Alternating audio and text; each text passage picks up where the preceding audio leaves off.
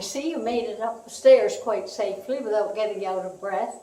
This is the most wonderful floor of the whole mill. This is the floor where the stones and the wood actually talk to you and tell you stories. All you have to do is look and listen. It's amazing.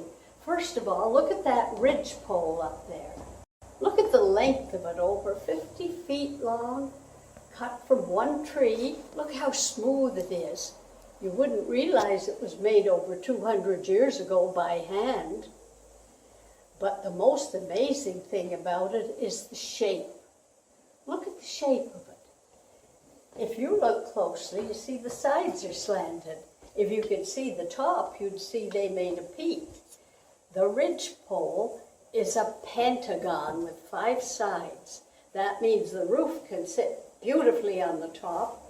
Because the sides are slanted like that, the rafters can go against them like this. Everything's pegged in with wooden roof nails, which to you look like a big wooden peg. Now, this is where the exciting part of the story comes. This tells us in 1800, when the United Empire Loyalists came across.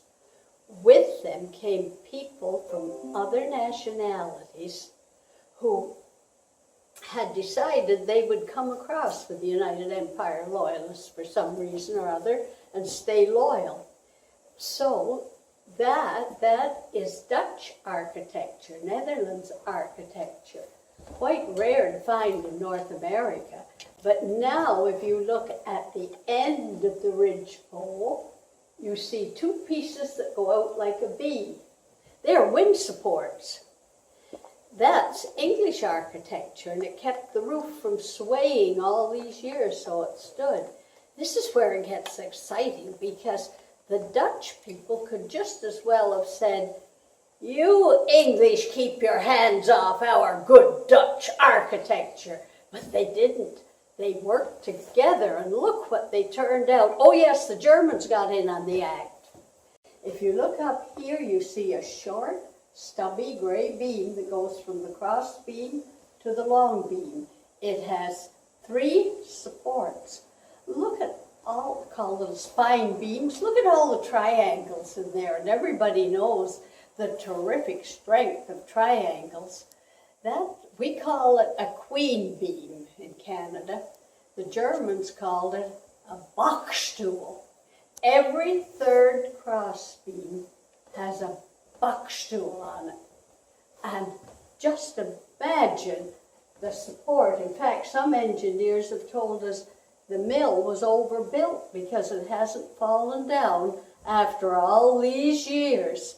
You have those 3 nationalities, but if you move over here, you see Central European. Look down at the floor. If you look closely at this board with the knothole in it and run your eye up the board, you notice as it goes, it gets narrower. Look at the next board and the opposite thing happens. It's a wide board that narrows as it comes down. In Central Europe, evidently they didn't believe in wasting any wood, so when a tree was cut, instead of squaring it off, they cut all the boards the length of the tree. So all the boards are tree-shaped or tapered. That's a tapered floor. You find them in many old buildings in the USA, and perhaps in Nova Scotia they would show up fairly often too. And then, of course, there's the unusual lath and plaster.